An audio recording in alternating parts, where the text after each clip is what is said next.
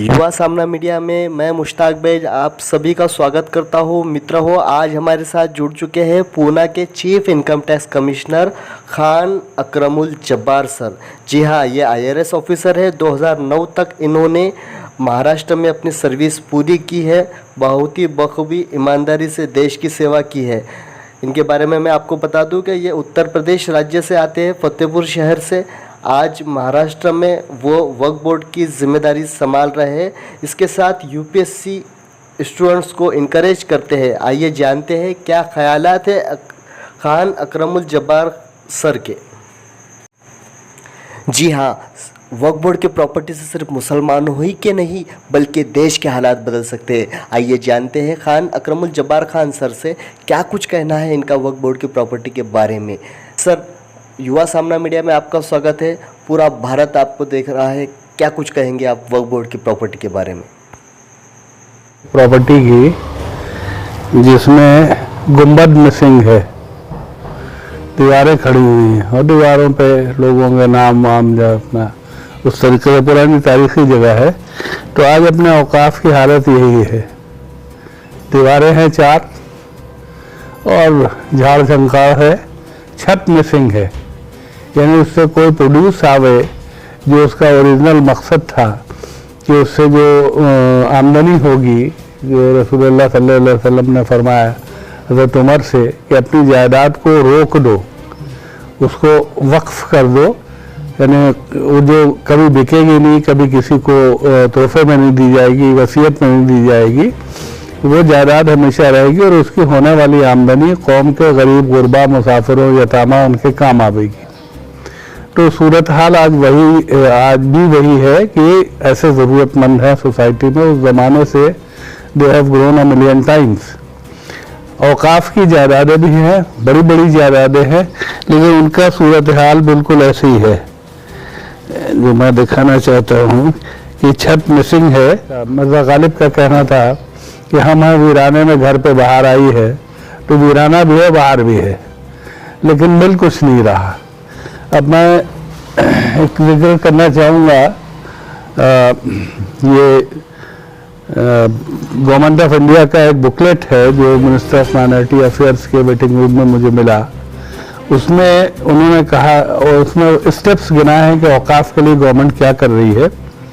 तो एक उसमें स्टेप है computerisation of records of state वक्फ बोर्ड्स।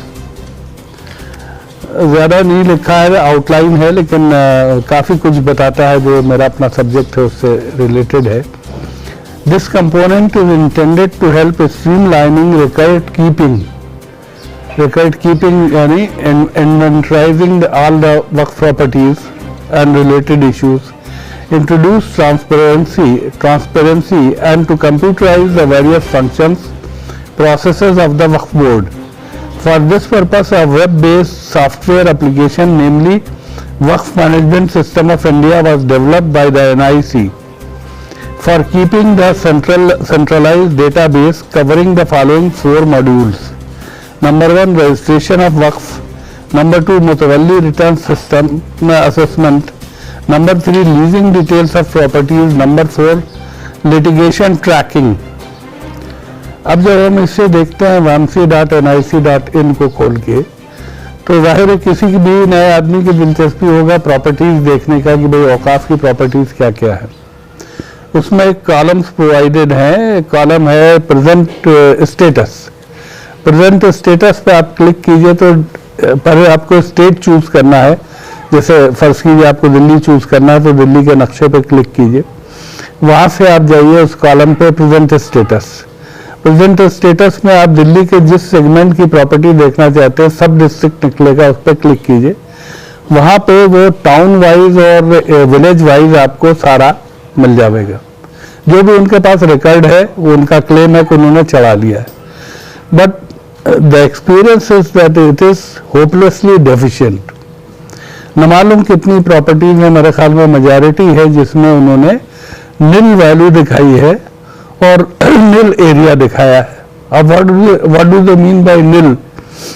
वक्फ का जब रजिस्ट्रेशन होता है तो आपको सारे डॉक्यूमेंट्स देने होते हैं जो देख के रजिस्ट्रेशन होता है। उसमें area is one invariable factor. तो आपने एरिया इसमें क्यों नहीं दिखाया? फिर उसकी वैल्यू बहुत आसान है, हर सर्कल रेट होता है, हर जगह पूरे हिंदुस्तान में सर्कल रेट मौजूद है, लोकल सर्कल रेट आप एरिया पे लगाइए हो जाता है।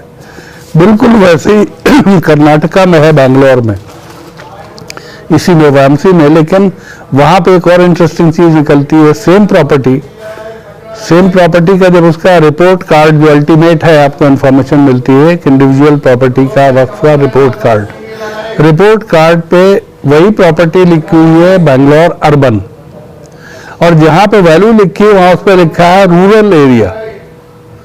तो how can a rural area Abbott into urban area? वैसे हो सकता है, लेकिन आपको रेट तो अर्बन लगेंगे ना। तो इवन देयर जो है वो ये लगता है कि कुछ ना कुछ मालाफाइडी है इसमें। होपलेसली डिफिशिएंट यूं है जिसका हमारा असेसमेंट है, पिछले 5-6 साल से हम लोग इसको पढ़ रहे हैं, देख रहे हैं, नई नई चीज़ें निकल रही हैं। तो उनके पास स्टाफ बहुत कम है, गवर्नमेंट के डिफरेंट डिपार्टमेंट्स में स्टाफ बहुत कम रहा है। मेरा अपना डिपार्टमेंट जिसमें मैंने काम किया, इनकम टैक्स, हमेशा से इशू रहा। तो उन्होंने क्या किया, बहुत वाइज चीज, जो आज इनकम टैक्स का बजट कभी 10,000 करोड़ हुआ करता था, बल्कि और कम हुआ करता था जब मैं डिपार्टमेंट में भर्ती हुआ, और अब लाखों करोड़ में है। तो वो उससे है कि उन्होंने वाइज स्कीम चलाई कि काम को रिड्यूस किया। 100% जहाँ स्क्रूटनी होती थी, 80% उन्होंने 80% केसेस में इनकम टैक्स अफसर बाकायदा किताबें देख के, एविडेंस देख के तब असेसमेंट करता था, उसको उन्होंने रिड्यूस कर दिया 2.5%। उनका 2.5% केसेस में ठीक से काम करो तो काफ़ी है। फिर भी उन्होंने देखा कि अभी भी ज़रूरत है, बहुत सारा वर्कलोड है, तो उन्होंने बहुत सारा वर्कलोड जो है वो आउटसोर्स कर दिया। उस तजुर्बे को देखते हुए मैंने बात करने की कोशिश भी की, बम्बई में प्रिंसिपल सेक्रेटरी साहब से बात हो रही थी। तो प्रॉब्ली अच्छा होशियार civil servant, senior civil servant, he got my point और एकदम डायरेक्शन बदल दिया। कि मेरा सजेशन यही था कि why don't you do like this, staff कम है तो आप अपने काम को प्रायोरिटाइज कीजिए और रिड्यूस कीजिए, जो काम कीजिए अच्छे से कीजिए ताकि उसका रिजल्ट हो। अब वक्फ की प्रॉपर्टीज में रिजल्ट क्या अच्छा आ सकता है, क्या किस रिजल्ट की हम उम्मीद करते हैं? आमदनी बहुत कम है, गवर्नमेंट ने जगह जगह एडमिट किया, इसी में वामसी में ही कहते हैं कि आमदनी इसकी इतनी है।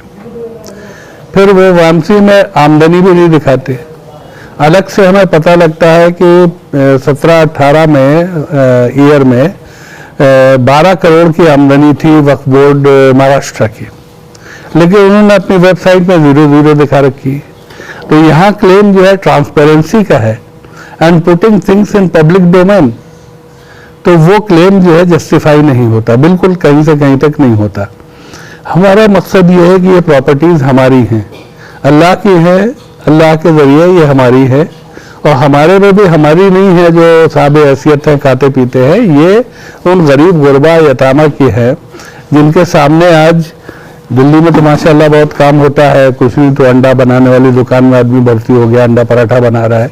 लेकिन बहुत सारी जगह हिंदुस्तान में जहाँ कुछ काम करने को नहीं, और उनके पास घरों में पैसे नहीं हैं, बेटियां घरों में बैठी हैं, बूढ़ी हो रही, शादियां होने के, एक सिलाई मशीन खरीदने के पैसे नहीं।